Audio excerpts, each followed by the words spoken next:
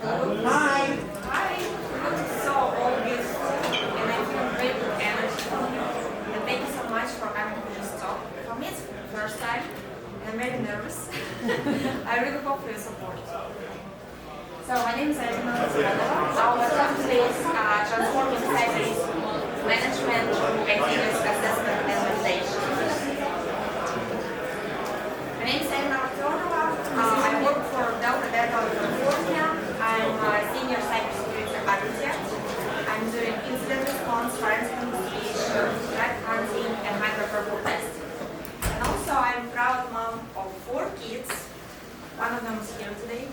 I'm a very happy wife, and also I'm doing for fun, meditation, and traveling a lot. There we go. Good morning, BSides, New Orleans! Woo! That's my best Robin Williams impression, everybody. I'm sorry. Great, now I just got a noise alert on my phone. Okay, good. I did well. I'm projecting. My name is Chris. We are super proud to be presenting to you today. I'm going to start off with my kind of side hustle, my life. I'm a proud future husband. My future wife is right there in the audience. So happy to have her supporting me today, and all of you supporting us today. I'm also a proud dog papa, 2 people in the dog, and here's one of them taking a selfie with us. So what's my role? I work for Delta Dental. I am a senior security auditor. When you guys hear the word auditor, you probably shout, "Oh my God, that's scary!" Woo! Oh, sorry. So what do?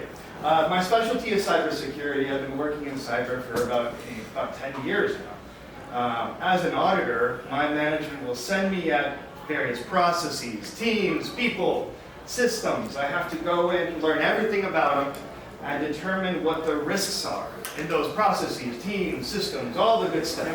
And then I test controls that mitigate that risk.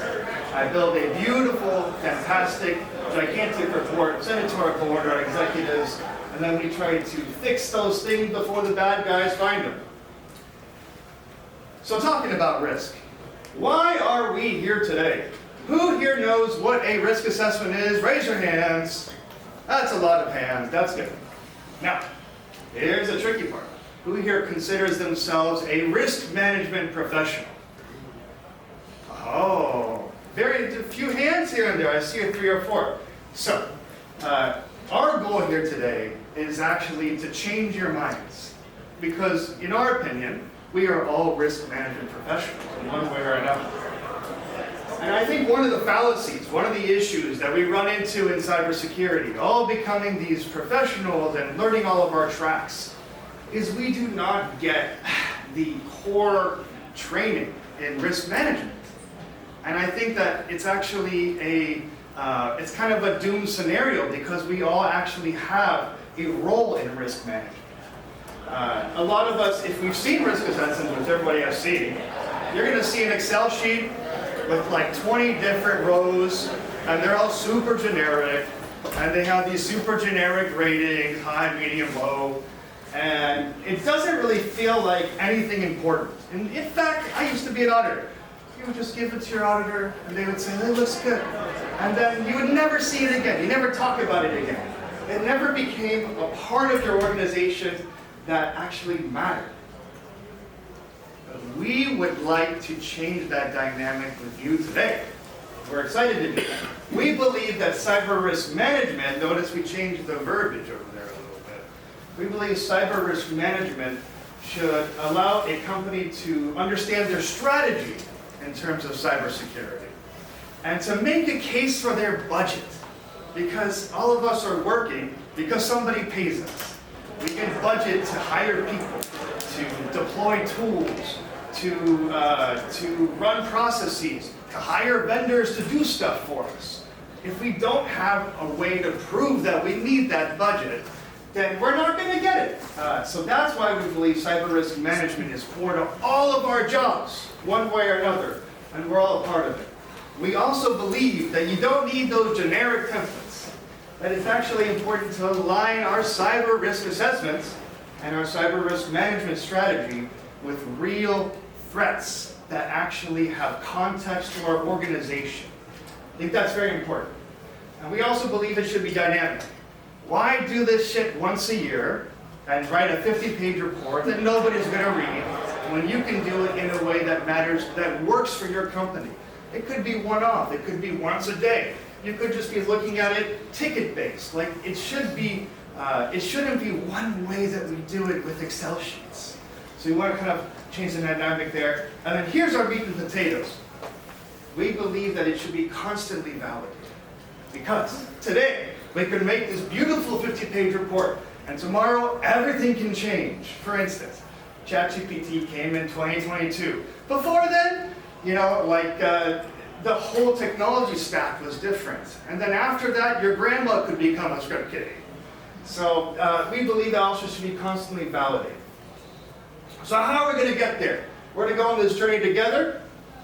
Here's our beautiful roadmap. The first thing we're going to do is talk about what a traditional risk methodology is. I know probably a lot of you know the components of a risk assessment. You know, I just want to get us on the same page. So we're going to start off with our traditional methodologies, and then we're going to move into our modern techniques. Large enterprises kind of have a different way that they approach risk management. We want to take you there as well, kind of get you familiar. And then we also want to, I'm going to transition to my colleague Irina. She's going to give you the meat and potatoes that we talked about, that beautiful validation with some real world, super cool use cases. And finally, I'm going to take you home here, land the plane, with some actionable steps that you can take to your own organizations. There. So, show of hands. Who has seen the show Mythbusters? One of my favorites. Thank you. Oh, I almost knocked out my water bottle. So, why do I love Mythbusters? When I was growing up, my mom used to tell me a lot about myths. You know, like for instance, here's a myth. I dropped food on the ground. 5-second rule. Is that real?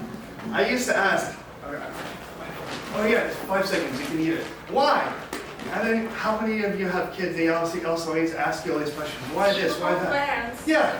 Parents. Typical parents. Just because. Don't need to have like an actual validation, right?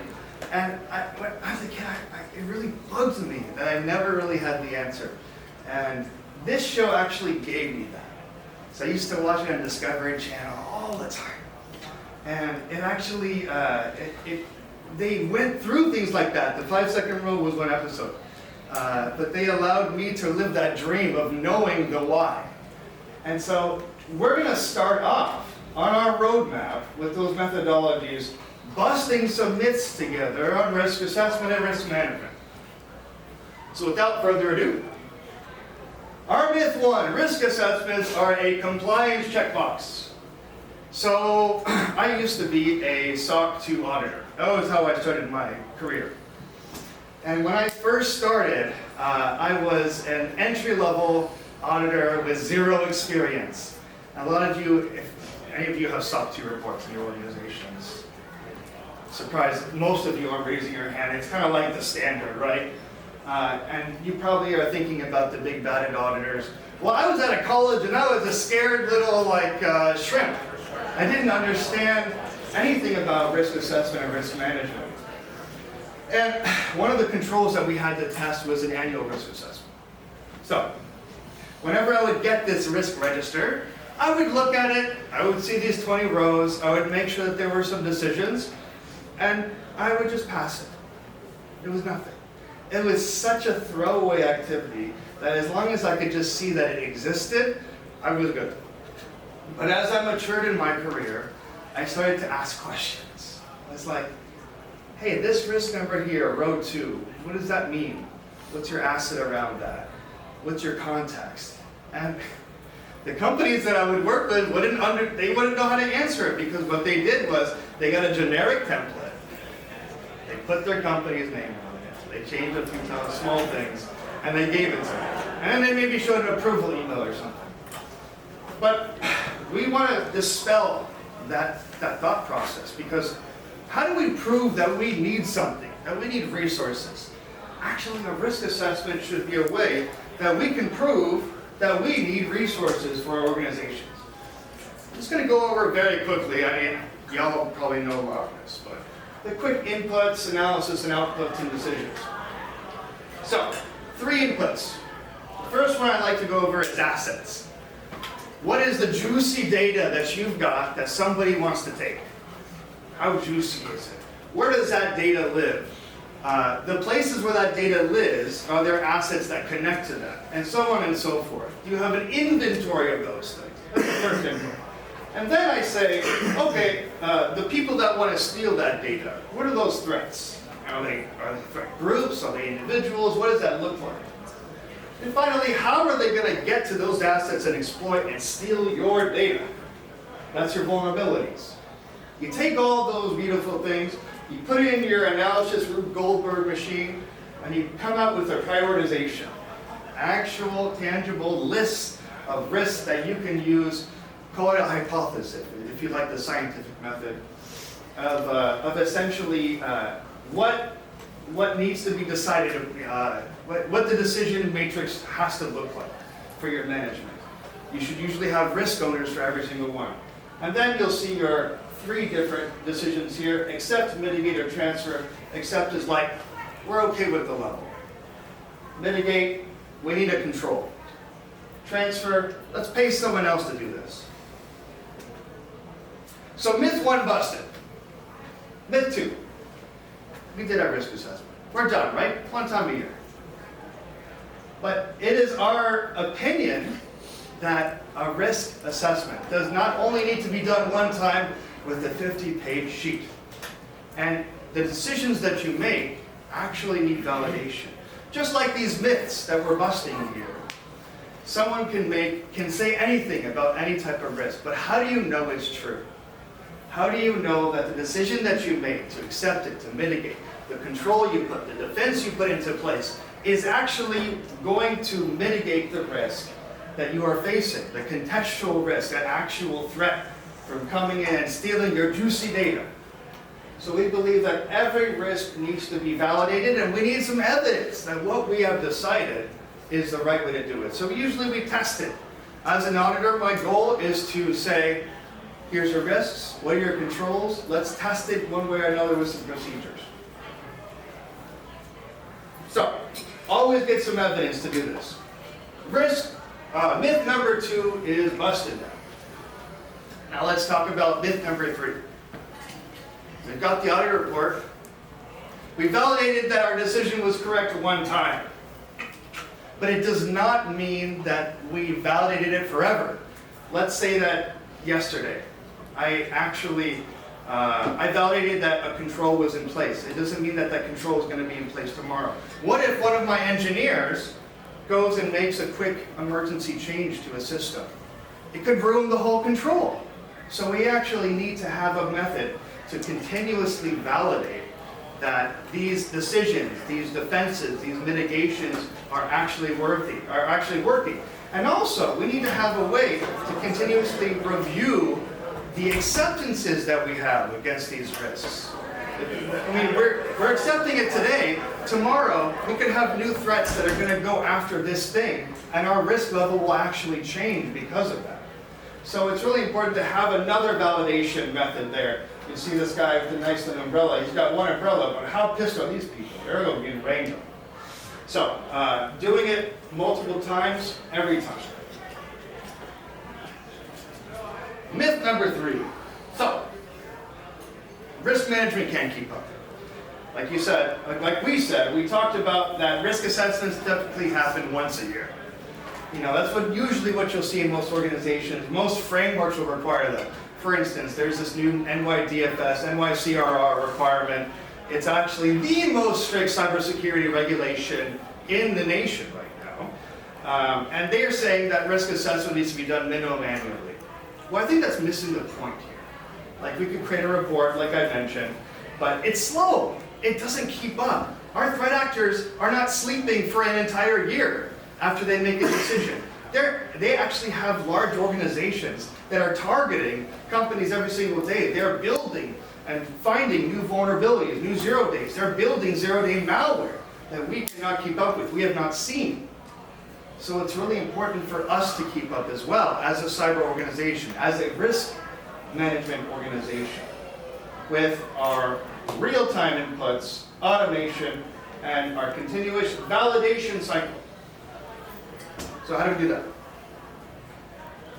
This is kind of my depiction of a risk management organization and how we all come together as risk management professionals to protect our organization. We're not just cyber people. We're cyber risk management professionals. That's kind of how I see it, and I hope we can help you see that too. But the first thing I'd like to look at is data. Where's our data? Where do we get our vulnerability information? Do we have a threat intelligence feed? Is it credible?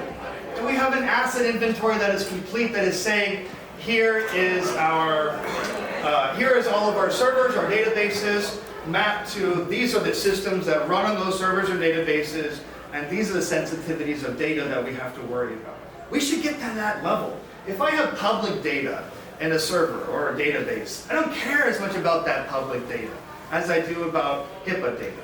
You know, some cardholder data, for instance. I care more about that. I want those defenses to be stronger in those areas. I want my detection to be stronger in those areas. And then I want to do it frequently. I don't want to just get that data once a year and then done, because that data is always changing. I want a continuous loop with automation to be fed through multiple teams, multiple areas, and aggregate to a single place so that teams can collaborate and make decisions about risk.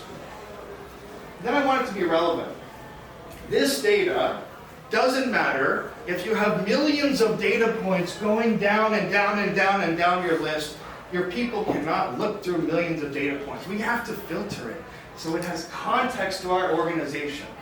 We're at Delta Dental, right? We work with a lot of HIPAA data. We are working in a lot of threat intelligence ISACs, where we get very specific tuned information for our industry. So that's also very important, is that it's relative. And then proactivity. We could get some intelligence about a threat actor group that's going to be going after our assets, or our meat and potatoes data. But when are we going to do something about it? Are we going to wait for a couple weeks and then maybe deploy a control? Are we going to wait for somebody else, the other dominoes to fall, and then we're going to do it? Or are we going to be proactive? So these are the components. These are the decisions we need to make. And if we kind of go full gear on all of these, we think that that's where it really becomes effective for an organization. It also depends on your size and your needs, right?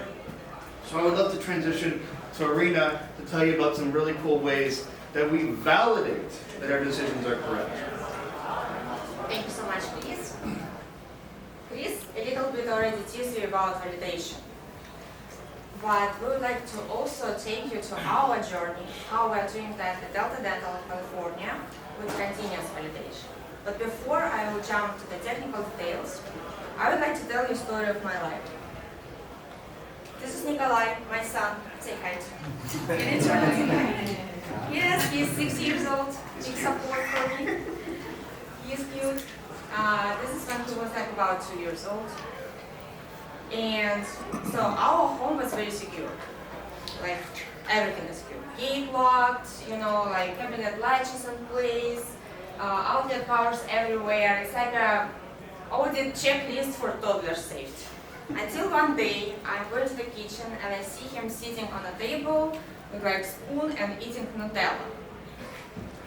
If you know a little bit about attackers' techniques and tactics, he was using discovery for sure tactic. He discovered that if he will push Ottoman just right, he can climb the baby gate. So what does it mean? It means to set up controls one time, it's not enough. We should continuously monitor that, continuously validate that with evidence. So let's talk now about why continuous validation is important. Risk assessment will help you to understand your risks, and validation will help you to determine if your controls set up properly. But why continuous validation? Because threat actors, as Chris said before, they're not living on a calendar. They don't care about Christmas, Thanksgiving. They don't care when Chris, with his audit, will come to me once a year And oh, okay, this moment is good. We have all prevention and detection in place now. They don't wait for that. It means from the moment when it takes like 2-3 weeks for audit of cybersecurity risk, we have the rest of the year gaps because controls fail silently. Our SIM can be misconfigured. Our EDR agent may be not logging logs anymore because computer was logged off during the weekend and the agent didn't pick it up, right? And compliance doesn't, that's why compliance doesn't equal security.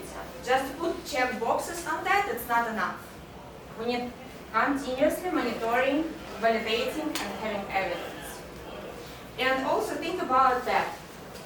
How long usually for you it takes to find broken detection? Sometimes weeks, sometimes months, and usually when incident is happened already. So it's like lessons learned, okay, now we need to fix it. And we don't need to wait for that. So our goal in this case to replace assumption with empirical evidence. What does mean empirical evidence for us? Let's say we are doing micropurple testing or simulated attacks. During these simulated attacks, you need to get evidence. For you, for us, evidence is what? Our EDR solution detected lateral movement, or SIM triggered notable alert about PowerShell attack, right? So this kind of evidence, when you have logs, detection, notable alert, or prevention, okay, you can do your screenshot, and this will be for this amazing evidence that our risk assessment and audit requested.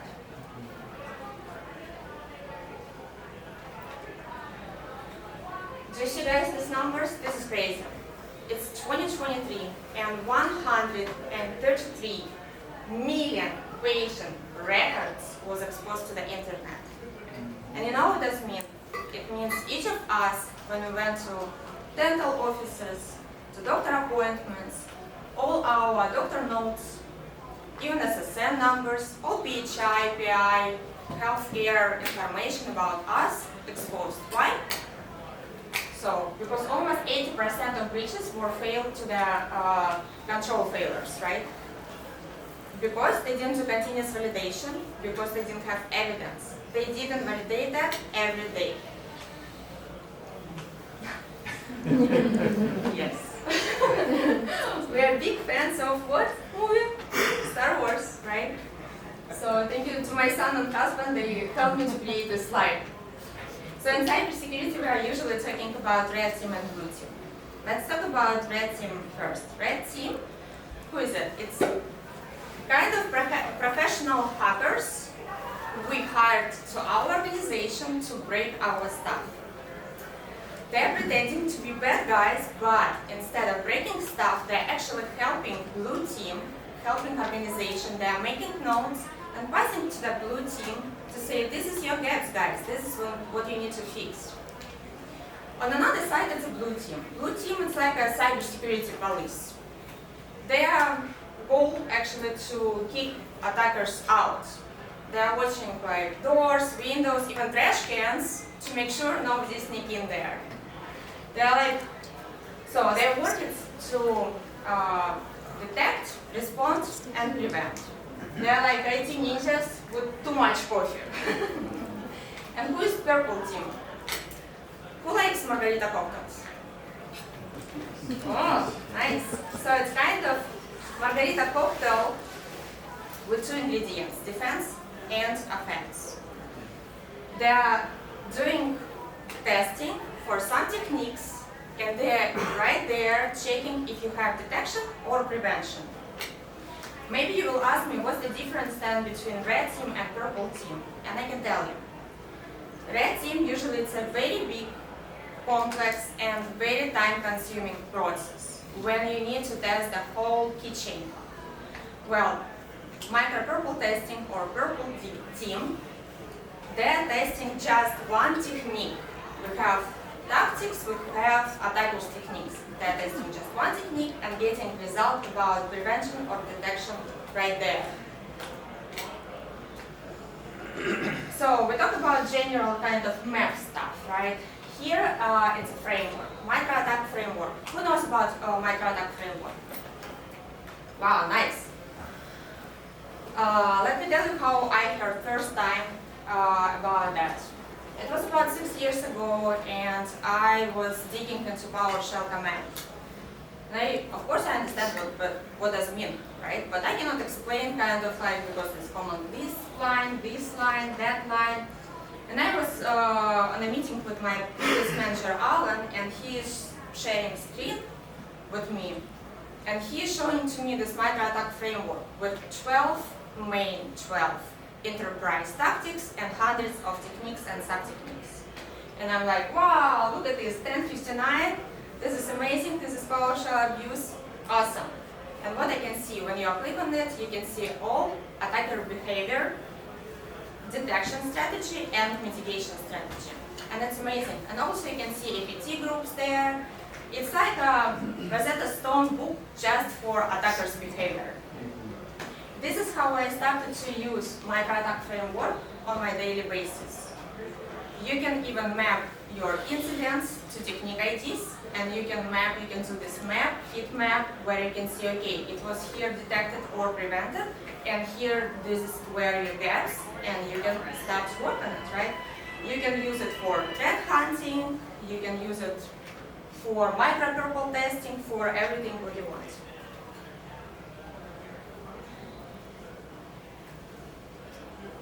When we talk about framework, now it's very important to talk about our tools. For micro-purple testing, we're using open source, for example. Open source, what I like, it's a Red Canary. It's also mapped to micro-attack framework. It's an amazing tool. It's Python-based simulated tests. You can use it in your organization. Second choice, it's a BUS. It's a breach attack and simulation software. It's commercial software. There's few of them on the market, like for example, AttackIQ, SafeBreach, Simulite.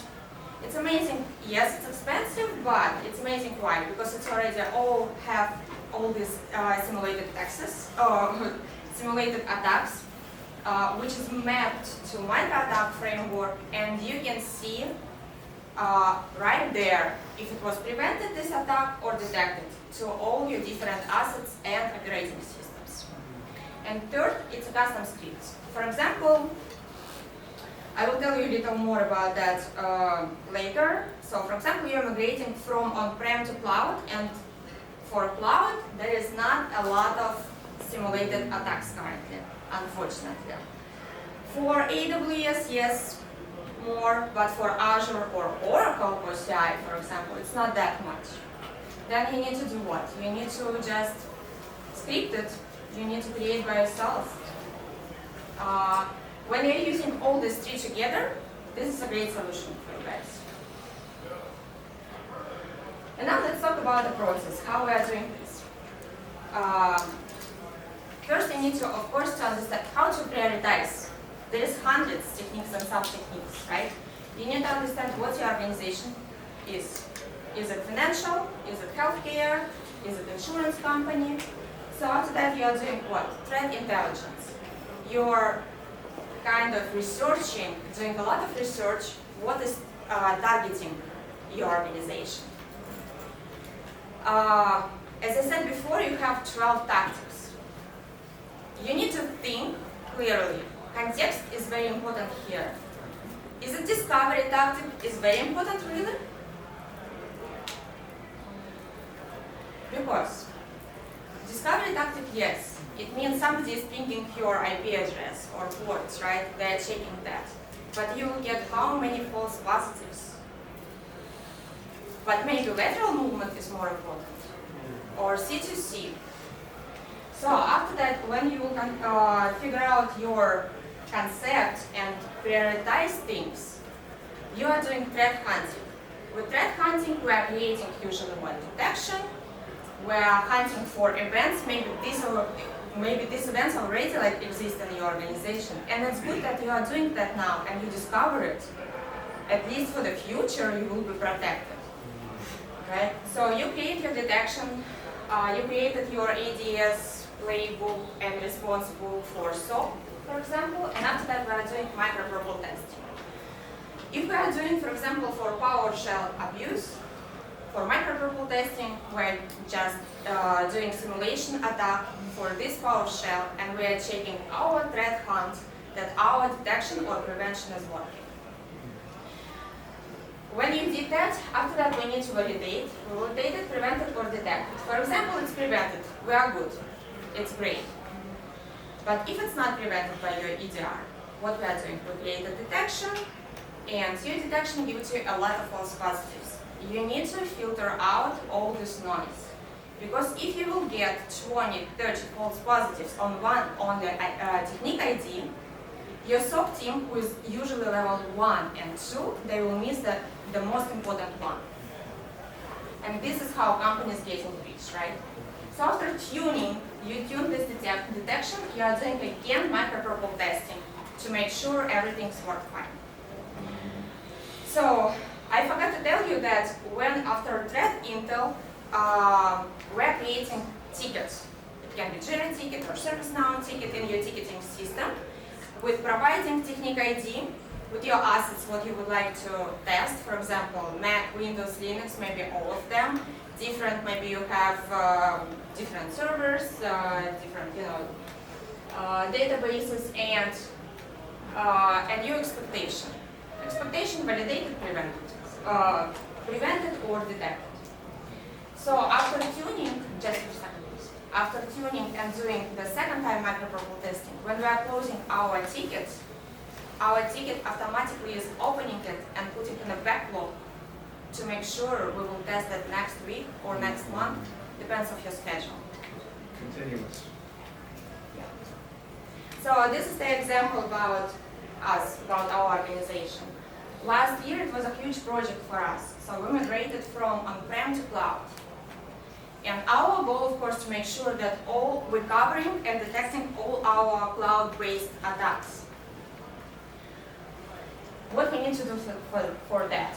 We need to create our cloud lab environment, isolated environment, where we can run our simulated tests.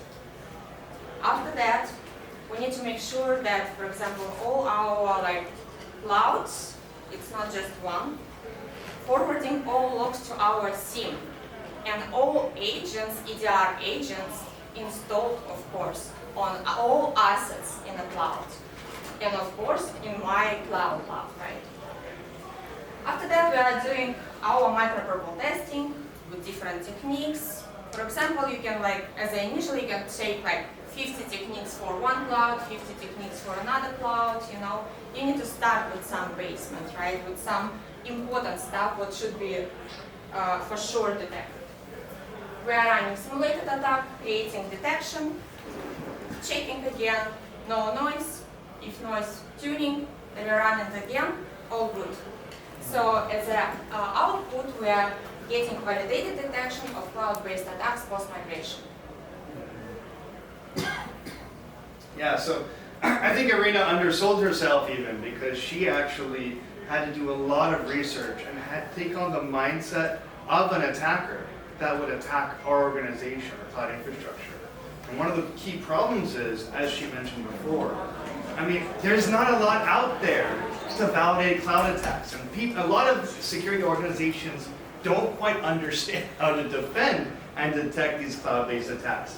So she literally created her own cloud lab that mimicked our infrastructure to make sure that she could detect it. And it was a work of art, let me tell you. And we have some of the best detections in the industry now. And we're always validating it. Every single day she's doing a way to validate, to make sure that there's a detection, to make sure that we are catching every single event and we are not going to be hacked without knowing it. So let's take you home, everybody. We gave you a lot of information, I know. Do you think you're risk management professionals now? I hope so. I'll tell you why I think that you are, just to bring us all home. there's a lot of teams that are involved in pulling the data together, collaborating on that data, making sure it's correct, putting it into a single system, analyzing it, and then doing that validation of the data. So she, for instance, I audited Arena's team. I did a full audit on her team, and this was the cloud thing was one of the things that I found. And then she iterated and did it and did it and did it, right? But she's just one team that is validating one control. That's a monitoring control. There's maybe hundreds of controls and defenses and multi-layer defenses that we're deploying in our organization. So every single person in a cyber risk management organization has some role in validation in building the controls and making sure that it continues to operate. So one of the things I would love to just send you home with is that shift in mindset. Like we're all part of this process. We're all part of ensuring that our defenses continue to operate. And then we're all part of the assessment process. We have very important data, all of us. We're working with systems that can be used to give context to risk management, to risk assessment, to build a case, to get budget that you need to defend against complex threats that are targeting your rich data. So we're all part of the solution. So I'm hoping that you can take this to your organizations and try to shift your mindset and not just think about these risk assessment reports that are just, I mean, it doesn't need to be one way. It could be whatever way works for y'all. But it's just about being a risk management organization. So thank you so much. We really, really are honored. We're appreciated that you were here to listen to us. We had a fantastic crowd. You're all amazing. Any questions?